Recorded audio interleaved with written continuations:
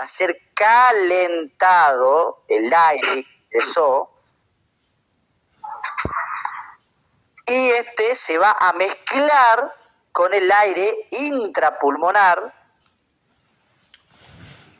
lo que va a aumentar el volumen, ¿sí?, del pulmón, facilitando el ingreso del aire. ¿Qué quiere decir esto?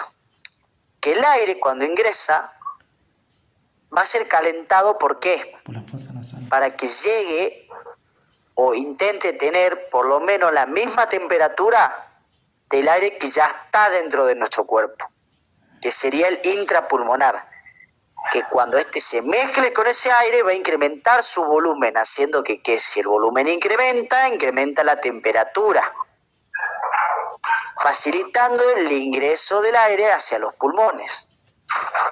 Y este proceso se va a aplicar únicamente en la inspiración o inhalación.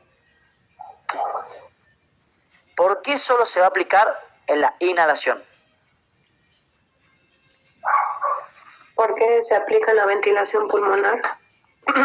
La ventilación pulmonar es inhalación y inhalación y exhalación, o inspiración y expiración. Así que, ¿por qué solo se aplica en inspiración? Porque facilita el aire a los pulmones, el ingreso del aire a los pulmones. Claro, pero ¿por qué no aplica esta ley de Charles? No aplica a la hora de exhalar.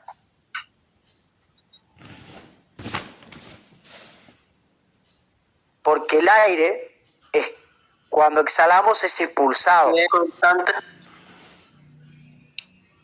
Ahí está, entra la palabra constante.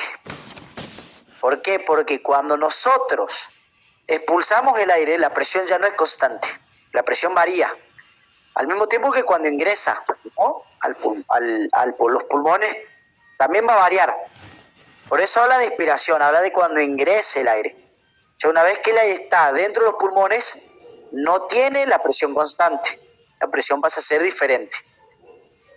Por lo consiguiente, cuando hablamos de expulsión, lo cual hay un cambio en la presión, o sea, hablamos de exhalar, no podemos decir que la ley de Charles se aplica en la exhalación, ya que hablamos de que la presión ya no es constante, mientras que en la inspiración la presión es siempre la misma, se mantiene siempre igual. Si bien, Esteban, ahí la palabra constante, presión, es lo que varía. Así que si la profe le pregunta en qué proceso o en qué momento de la ventilación pulmonar se aplica la ley de Charles, ustedes ponen solo se aplica durante la inspiración o inhalación. Si les pide un por qué, porque durante la inspiración o inhalación la presión es constante y el volumen y la temperatura son directamente proporcionales, mientras que en la expiración la presión ya no es constante. Perfecto. Ahora pasamos a la ley de Dalton. ¿Qué es lo que nos dice la ley de Dalton? Dice que en una mezcla de gases, cada gas ejerce su propia presión como si los otros gases no estuvieran presentes. ¿Cuál es la palabra clave acá? Ejerce su propia presión. Bien, ejerce. ¿Qué? Su propia presión. Perfecto. Resumidísimo. Acá entienden que la ley de Dalton habla de que los gases, que cada gas va a ejercer su propia presión. ¿A qué? A como si los otros gases no estuvieran. Darles un ejemplo, vayan a Color. Cada persona va a intentar empujar y hacer su lugar como si el resto no estuviera. Como si no hubiera nadie más dentro del boliche. Los gases lo mismo. Es como si estuvieran todos en Color, ¿entienden? Es como que vos metés todos los gases en Color, los gases van a empezar a empujar, ejercer presión como si los otros no estuvieran. Eso es lo que hacen los gases. Entonces, a esto se le llama la ley de presión parcial. ¿Sí? ¿Y en dónde se aplica esta ley? Esta ley la vamos a aplicar en el proceso de intercambio gaseoso. Si quieren hacerlo un poco más, no sé, pro o académico, en el proceso de intercambio gaseoso a nivel alveolar y tisular es donde mayormente se aplica esta ley, ¿no? Pero es al nivel, o sea, en realidad se aplica en el proceso de intercambio gaseoso. ¿Qué quiere decir esto? ¿Qué quiere decir del intercambio gaseoso? Quiere decir de atmósfera a pulmón, de pulmón a sangre, de sangre a célula. ¿Por qué? Porque el oxígeno pasa desde la atmósfera a los pulmones, de los pulmones a la sangre, de la sangre a la célula, y viceversa, de la célula a la sangre, de la sangre a los pulmones y de los pulmones a la atmósfera. Ese es el proceso de intercambio gaseoso, que es donde se aplica lo que es la ley de Dalton. ¿Se entiende hasta ahí la ley de Dalton? Sí. Bien, perfecto. Después también tenemos, que hablo un poco de lo que son los porcentajes, pero la profe no lo toma, no creo que lo tome, sino en los apuntes que yo di, o me piden el PDF, si no duden eso, los que no tengan esos apuntes, pídanme el PDF. Si son muchos, lo paso por el grupo, pero les sugiero que lean esa partecita si les queda dudas. Los que ya tengan los apuntes, escríbanlo, ¿sí? Leer por las dudas, porque la otra vez también les dije, busquen Bernoulli, porque les pueden tomar, lean Bernoulli, es una definición chica. Muchos se han confiado y le han clavado Bernoulli. Así que estén atentos con esto. Ahora pasamos a ley de Henry. La ley de Henry dice que la capacidad de un gas para permanecer en solución depende de su presión parcial y del coeficiente de solubilidad. ¿Cuál sería la palabra clave acá?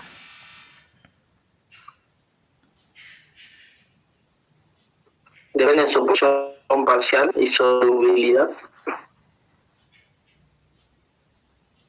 Va por ahí. La palabrita clave sería Coeficiente de solubilidad. Yo creo que por ahí está la respuesta. Sería depende. ¿Qué? ¿Cuál sería? La capacidad de un gas, ¿de qué va a depender para permanecer en solución? ¿Sí? Tenemos la palabra capacidad, la palabra gas, ¿y de qué? De que los gases van a tener la capacidad de permanecer en solución. ¿De qué va a depender?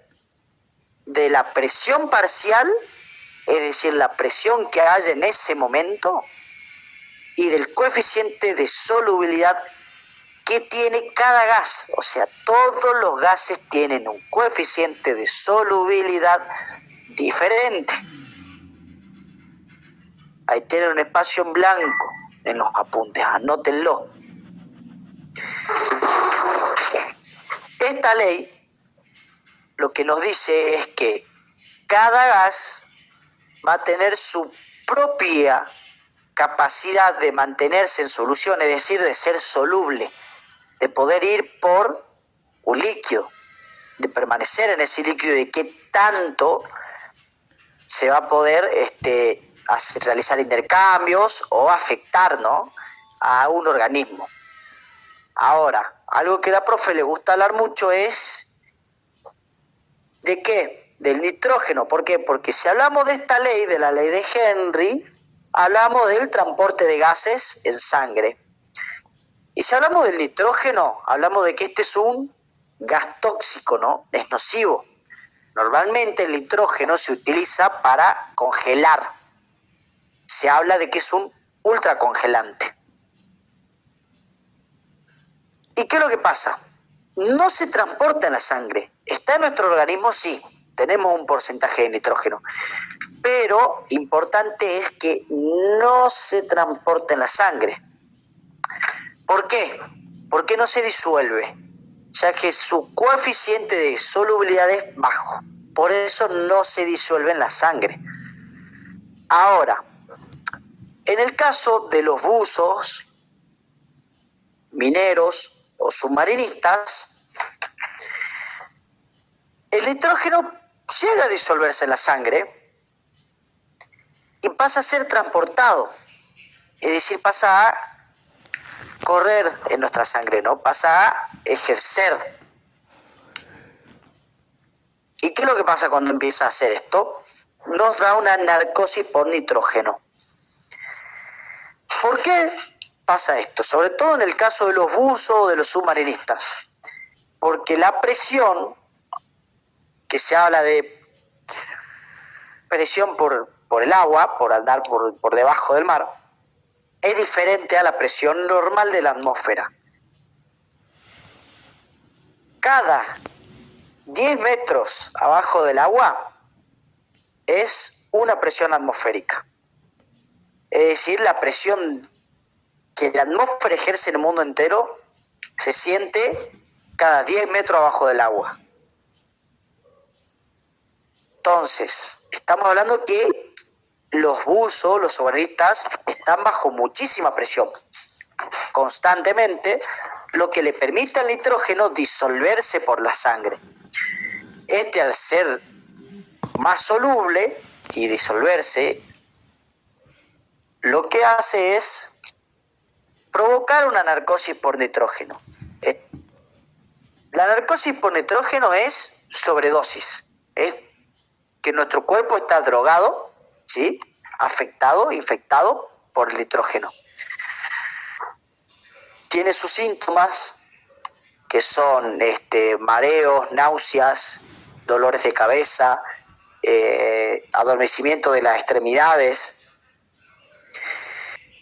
Entonces, ¿qué es lo que se suele hacer para que el nitrógeno no nos afecte? Se debe ascender a la superficie.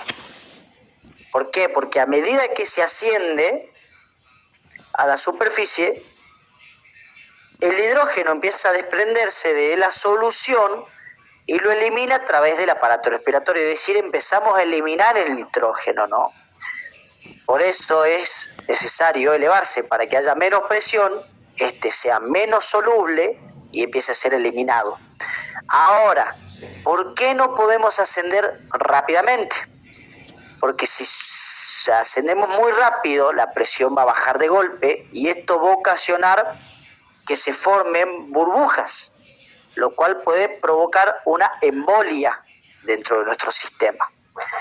Por eso el ascenso debe ser leve y debemos ir en conjunto con la superficie, para que sea despacio y la presión no disminuya de golpe. Eso es la ley de Henry. ¿A alguien le quedan dudas?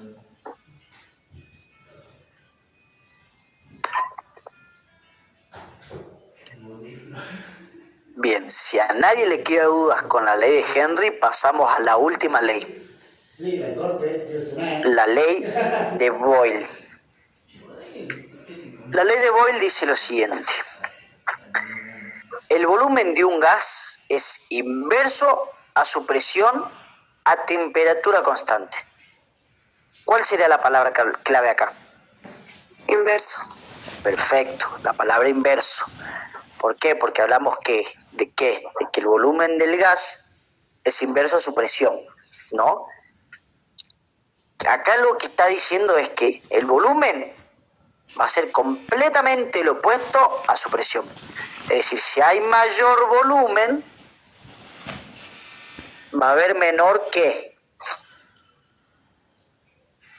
temperatura. No.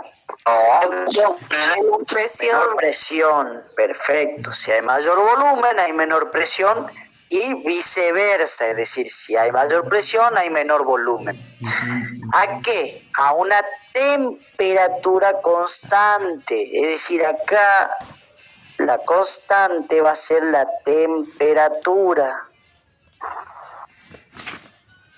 Bien, ahora que sabemos su enunciado y sabemos cómo estudiarlo, vamos a hablar de qué, de la aplicación. Lo voy a leer una vez, a ver si lo entienden. Si me lo pueden saber explicar y si no, lo explico. En la inspiración, los músculos respiratorios, que serían el diafragma y los intercostales externos, más que nada, se expanden, ¿no? El diafragma y los intercostales se van a expandir una vez que nosotros inhalamos. Esto va a hacer que haya una expansión en la cavidad torácica, aumentando el volumen, ¿sí? Por lo que la presión intrapulmonar va a disminuir y el aire que ingrese desde la atmósfera hacia los pulmones va a hacer que sea más fácil. Ahora, cuando nosotros expiremos, los músculos se van a relajar, haciendo que la caja se comprima y que la presión intrapulmonar aumente y el aire salga a la atmósfera. ¿Alguien pudo entender o necesita que se explique? O sea, te estás refiriendo a la inhalación y exhalación. Sí. ¿Y ahora qué pasa si la profe les pide que lo expliquen? Ahí está. Nosotros tenemos que explicarlo de una manera fácil. Vamos a hablar que en la inspiración la cavidad torácica va a expandirse. Los que quieran ampliar un poco más, el diafragma y los intercostales externos van a expandirse, haciendo que la cavidad torácica se expanda. ¿Esto qué va a hacer? Que el volumen aumente, por lo cual la presión intrapulmonar va a disminuir. Porque ya sabemos, a la hora de inhalar, si aumenta el volumen, la presión baja. Es decir, entonces a la hora de inhalar va a aumentar el volumen, porque la cavidad torácica se expandió, haciendo que los pulmones ocupen más lugar, y la presión de estos disminuya, haciendo que se facilite el ingreso del aire. Ahora, cuando expiramos o exhalamos, los músculos van a tener una relajación, lo cual se van a comprimir y la caja torácica va a disminuir, haciendo que la presión de los pulmones aumente, el volumen de los pulmones disminuya y el aire salga a la atmósfera. Exactamente. ¿Sí? ¿Se entiende hasta ahí?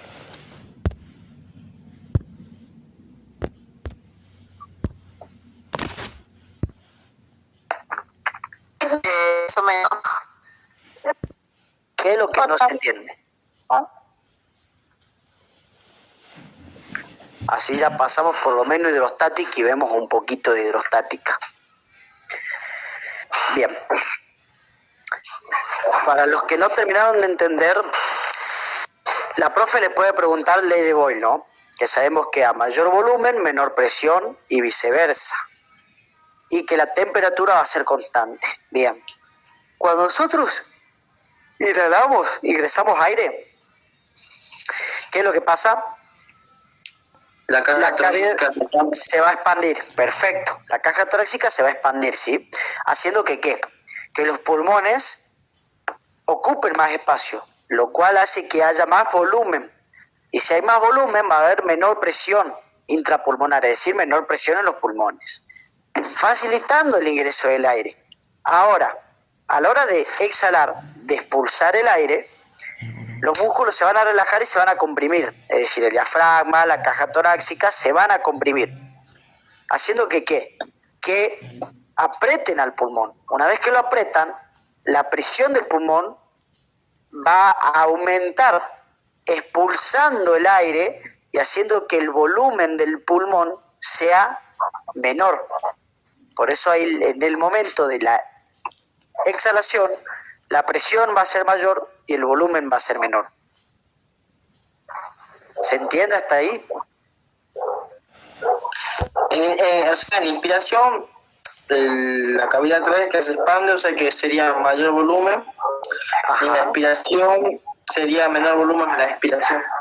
Claro, si hablamos de volumen, sí sería así. Y acuérdense, como esto es un proceso que pasa mayormente en los pulmones, la temperatura es constante. ¿Por qué? Porque la temperatura dentro de nuestro cuerpo es siempre la misma. Puede variar, sí, pero se va a mantener dentro del cuerpo constante. ¿Por qué? Porque va a ser 38 grados, o sea, si nuestro cuerpo está en 37, se va a mantener casi siempre en 37. ¿Sí? No es que la temperatura va a variar, y menos intrapulmonarmente, en los pulmones. Bien, ahora pasamos a la unidad número 3. Cami, Sí. a mí me habían preguntado una pregunta y creo que es de esto, digamos, porque me habían pedido que digan los 4 tipos, o sea, ¿en qué se diferencian los 4 tipos de presión? Bien. 4 tipos de presiones. Que tenemos que... ¿Cuáles son los 4 tipos de presiones?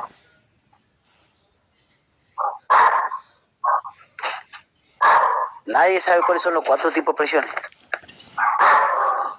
La presión atmosférica. La presión atmosférica, ¿qué más? Presión arterial. Presión arterial. Presión arterial. Pirostática y presión arterial. Perfecto, tenemos esos 4 tipos de presiones. Ahora, ¿en qué se diferencia? O sea, yo le voy a decir una cosa. ¿Estos 4 tipos de presiones son todos iguales o todos se diferencian? Se diferencian. Diferencian. Bien. Yo acá voy a pasar a explicar una cosa. Para nuestra profesora, todo se diferencia. Está perfecto. Ahora, si vamos más allá, depende. En funcionalidad se diferencian. Pero en sistematicidad son iguales. O sea, su sistema es igual, la presión. Su funcionalidad es diferente. Así que si la profe le pregunta, la profe va a ir más por la funcionalidad y vamos a hablar que son todos diferentes. ¿Por qué? La presión es la fuerza que yo le ejerzo a un objeto. ¿Pero a qué? ¿De qué manera le ejerzo yo la fuerza? Porque si yo, por ejemplo, la fuerza se le aplica a un objeto para moverlo, ¿es presión? Presión constante. No. Si yo le aplico la fuerza a un objeto para moverlo, se llama empuje. La presión es un objeto que está inmóvil. Por ejemplo, si yo aplico fuerza sobre la mesa, ¿me entienden? Es decir, si yo apoyo mi mano sobre una mesa y empiezo a querer empujarla, a tirarla para abajo, eso es presión. ¿Sí? Es la fuerza que yo aplico a un objeto inmóvil. Mayormente, para hacérsela más fácil, digan que es la fuerza que se le aplica a un objeto. La presión atmosférica es la presión que la atmósfera ejerce sobre todo el planeta, ¿sí? Que es la presión que constantemente nosotros sentimos. ¿Sí? ¿Entienden eso? O sea, sería la fuerza que la atmósfera ejerce sobre el planeta. La presión hidrostática es la fuerza que un fluido ejerce, que un fluido en reposo, ¿sí? No en movimiento, en reposo, ejerce sobre el objeto que lo contiene, ¿sí? Es decir, si vos tenés el agua en una botella, la fuerza que el agua aplica sobre esa botella es la presión hidrostática. Y la presión arterial es la fuerza que la sangre ejerce sobre las paredes. Bien, ¿sobre qué? Sobre las paredes arteriales. ¿Sí? Por eso es presión arterial. Es decir, en sistematicidad son todas las mismas. ¿Por qué? Porque todas aplican fuerza. Ahora, en funcionalidad son diferentes, porque cada una aplica fuerza de manera diferente. Una la aplica sobre objetos, la otra la aplica sobre el planeta entero, la otra la aplica sobre las paredes arteriales y la otra aplica su fuerza sobre objetos, pero que la contienen, ¿sí? Que sería el caso de la presión hidrostática. Así que, si la pregunta es, ¿son todas iguales o son todas diferentes? Son diferentes. ¿Por qué? Porque una aplica fuerza sobre un objeto, la otra fuerza sobre todo el planeta, la otra fuerza sobre un objeto que lo contiene y es un líquido en reposo, la otra es porque aplica fuerza sobre las paredes arteriales. ¿Se entiende ahora lo de la presión? ¿La presión es? Sí. Bien, perfecto. Pasemos a hidrostática. Cuando hablamos de hidrostática, ¿sí? Vamos a hablar de qué, que es la parte de la física, ¿sí? Que estudia los líquidos en reposo. ¿Se entiende? Bien. Si hablamos que estudia los líquidos en reposo, acuérdense siempre en reposo, no es líquido en movimiento, en reposo. Vamos a hablar de los principios de la hidrostática, que tenemos 3 nosotros. La presión hidrostática, el principio o ley de Pascal y el principio o ley de Arquímedes. Cuando hablamos del principio de la presión hidrostática, Fluido Luciano dice que es la fuerza que ejerce un líquido sobre el fondo del recipiente que lo contiene. Fácil. Fuerza que ejerce un líquido sobre el recipiente que lo contiene. Súper facilito el enunciado. Su fórmula es presión, va a ser igual a la altura del fluido, a la altura que esté el fluido, también la cantidad, por la densidad del fluido, qué tan denso sea o sea, qué tanto pese, por la aceleración de la gravedad, o sea, qué tanta aceleración le dé la gravedad. ¿Qué significa esto? ¿Qué es lo que la profe nuevamente puede preguntar? Lo que significa es que la presión que va a ejercer un fluido va a depender directamente de su densidad, por su altura, por la aceleración de la gravedad. ¿Se entiende hasta ahí? Ok. Bien, si hasta ahí entendemos, tenemos diferentes aplicaciones. ¿Sí, Clau?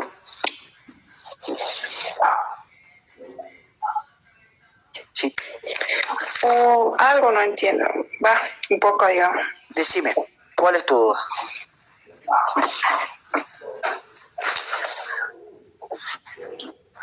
Cuando dice la presión que ejerce en un fluido va a depender directamente de qué era.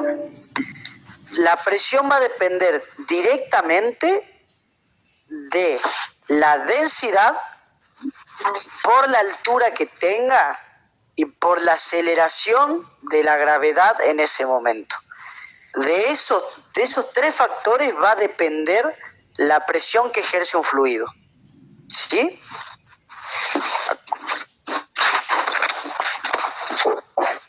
Bien, ahora sí. Bien. Ahora, tenemos 3 tipos de aplicaciones, ¿sí? De la presión hidrostática. La venoclisis, los enemas de irrigación y las irrigaciones colónicas. La más fácil de explicar es la venoclisis. varios se van a estar preguntando qué es la venoclisis. La venoclisis es la aplicación de suero intravenoso. ¿Sí? Ahora, ¿por qué la venoclisis es la más fácil de explicar? Porque nosotros, para que el líquido, el suero, entre a la vena, necesitamos una cosa, que la presión del suero sea mayor a la presión arterial, es decir, sea mayor a la presión de la sangre que está corriendo por nuestra vena. ¿Por qué tiene que ser mayor la presión del suero a la de la sangre? Para poder entrar en el torrente sanguíneo. Perfecto, porque si la presión del suero no es más fuerte que la de la sangre, que la presión arterial, no va a lograr ingresar y no va a lograr recorrer por el torrente sanguíneo, ¿entienden? Entonces, a través de esta fórmula se determina que el suero debe estar a determinada altura, que por esa altura se va a multiplicar por el peso que tenga este suero, y que a través de cierta aceleración que tenga por la gravedad, la presión de este va a ser más fuerte que la presión de la sangre y le va a permitir correr por la sangre, por nuestras venas, sin ningún problema. ¿Se entiende la aplicación de la presión hidrostática? Más o menos. Es de la manera más fácil, porque los enemas, las irrigaciones son más difíciles de explicar. La venoclisis es la más fácil. Nosotros necesitamos que la presión del suero sea más fuerte, más alta que la presión de la sangre. Listo, eso es todo. Y bueno, y eso dependerá por la altura y esté colocado La el suelo, digamos. densidad, claro, la altura, la densidad y la aceleración de la gravedad del fluido. Ahora, vamos a principio o ley de Pascal.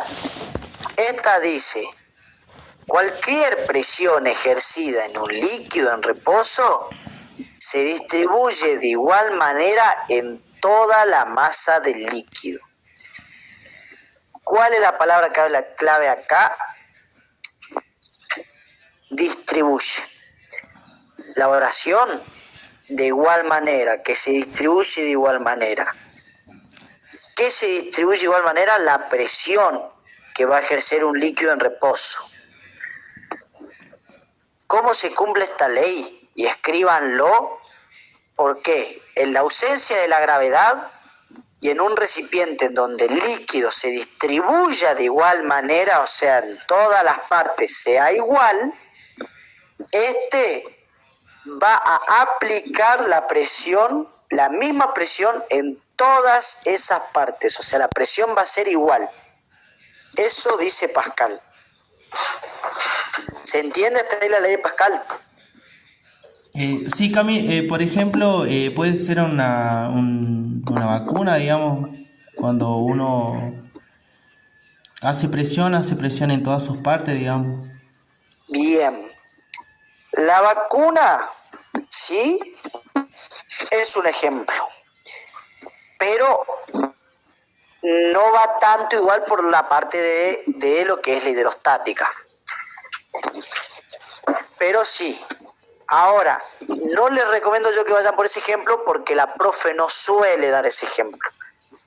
Los ejemplos que suele dar la profe son colchones hidráulicos o neumáticos, ¿sí? Para úlceras, el líquido amniótico para proteger al feto o embrión, y los brazos hidráulicos de las camillas quirúrgicas, ¿no? Son los ejemplos que más suele dar la profe. El líquido amniótico, seguramente algunos van a decir, ¿por qué líquido amniótico? Porque el líquido amniótico está dentro del saco embrionario, ¿no? ¿Y qué es lo que hace esto? Cuando está dentro, recubre todo el saco embrionario. Es decir, está por todo el saco. No es que en una parte hay más líquido, en otra parte menos. Está todo por igual. Es decir, que la presión se distribuye por todos lados, haciendo que el saco se mantenga, dándole protección al feto y haciendo que el feto no sufra de ningún daño. ¿Por qué? Porque si este líquido, el líquido amniótico, haría más presión en el feto, lo lastimaría, lo podría hasta matar. Y si hace más presión ¿en qué? En el saco embrionario, lo rompería este saco. ¿Sí? Entonces, por eso la ley se aplica acá, en este caso. Bien. Cami, tengo una duda ahí hablando del líquido Sí. amniótico. Por ejemplo, cuando, no sé si lo podemos relacionar, o sea, cuando una mujer está embarazada, rompe bolsa, ahí podría ser que, o sea, digamos, es como que, no sé, le sale un líquido, digamos, y se da cuenta que ya lo tiene que tener el bebé. No lo podemos más o menos relacionar por ahí. Va por ese caso, digamos. No, nada que ver. No. Acá en lo que estamos viendo, de momento no tendría nada que ver. Ah, bien. Te puede ser más adelante, pero ahora no. Solamente quédate con que el líquido rodea completamente el saco embrionario y lo que hace es cuidar tanto al feto como al saco. Y hace la presión en todas sus formas de igual manera. Bien. Ahora pasamos a principio de Arquímedes, o ley de Arquímedes. Esto como que se divide en dos, pero es fácil explicar. Vamos a hablar de esto, que es que cualquier cuerpo sumergido en un líquido en reposo va a recibir un empuje, ¿sí? Que va a ser de abajo hacia arriba, es decir, va a recibir un empuje hacia arriba. De igual fuerza que el volumen del líquido. Este líquido, por más que esté en reposo, para abajo fluye, ¿sí? Se desplaza. Pero ¿qué pasa? Este líquido ejerce, gracias a ese desplazamiento, un empuje hacia arriba, ¿sí? Ejemplo, en una pileta grande dentro de una persona, si esta persona se sumerge, o sea, si nosotros nos sumergimos, ¿qué es lo que va a pasar? Si nosotros sacamos el aire de los pulmones, nuestro cuerpo flota. Sí. No, al revés, perdón. Sí, Cuando nosotros no sacamos el aire de los pulmones, el cuerpo flota, ¿sí? Si nosotros sacamos el aire de los pulmones, el cuerpo va a dejar de flotar. Pero si nosotros nos mantenemos en total reposo, ¿sí? No nos movemos y mantenemos el aire continuamente, vamos a flotar gracias a este principio, que va a hacer que el agua, la misma agua, nos empuje hacia arriba, ¿sí? Y por eso es que varias cosas, varios objetos que nosotros tiramos al agua, flotan. Ahora, también nos habla que el cuerpo, es decir, nosotros también, o cualquier objeto que nosotros tiremos, que esté en reposo y se sumerge en el líquido, va a tener la misma densidad que la del fluido en movimiento. Es decir, si nosotros sumergemos una pierna en el agua y la otra no, la pierna que está sumergida va a tener la misma densidad, del mismo peso que la del agua, ¿no? Que la del líquido que esté en reposo, digamos, en ese lugar. Y la otra pierna no. Pero si metemos las dos piernas, las dos van a tener completamente el mismo peso. Y sobre todo la del fluido ese que se esté desplazando. ¿En qué lo podemos aplicar a esta ley? La podemos aplicar en pacientes con parálisis, o sea, poliomielitis, en pacientes con trastornos musculares, o sea, que tuvieron cirugías, o en pacientes con obesidad mórbida. ¿Por qué? Porque estos pacientes se los suele ingresar a tinas, a pileta. ¿Para qué? Para que la densidad del cuerpo sea la misma, de la mayoría de su parte sea la misma, y tengan más movilidad gracias a este empuje que realiza, ¿no? El líquido, a ese empuje que te va realizando, tengas más movilidad. ¿Se entiende hasta ahí lo que es Arquímedes? Sí. Bien. Sí. Perfecto, chicos. Por hoy vamos a ir hasta acá, que es la unidad número 3. Mañana vamos a hacer más horas para los que puedan. ¿Por qué? Porque vamos a hacer un repaso, ¿sí?, de estas 3 unidades, de cómo repasar. Hay varios chicos que no pudieron ingresar, así que vamos a hacer un repaso. Y vamos a hacer la unidad 4, la unidad 5, la unidad 6, la unidad 7, todas esas unidades que serían, creo que son 4, si son 4 unidades, las vamos a hacer todas mañana. Todo eso lo vamos a ver mañana. ¿Para qué? Para que ya el miércoles sea un repaso en general de todo. Y la semana que viene vamos a ver si durante la semana puedo dar algo más. No creo, porque estoy hasta la pija con práctica, la verdad. Pero bueno, y ya la semana que viene, si rinden el martes, bueno, el lunes, si no lunes y martes, si no martes a la mañana también, sí, la mayoría son del turno tarde, martes a la mañana podemos. Vamos a hacer un repaso, vamos a hacer preguntas, vamos a hacer todo, ¿sí? Yo voy a preguntar, ya la vez pasada también hice lo mismo, hice preguntas, la gente respondía. La idea también es que lean, ¿no? Yo les recomiendo, sobre todo los que están libres de la unidad 4 a la 7, sí, lean y utilicen lo que les enseñé hoy, esa manera de busquen palabras claves, no se lean todo de memoria, pero lean, intenten estudiar un poco. Y lo que ya vimos también, léanlo, 20 minutos, descansen, dense tiempo. Yo ahora voy a ver si se pudo grabar esta clase, si no mañana ya voy a grabar todo y voy a pasar las grabaciones por el grupo de WhatsApp, ¿sí? Para que todos puedan ver.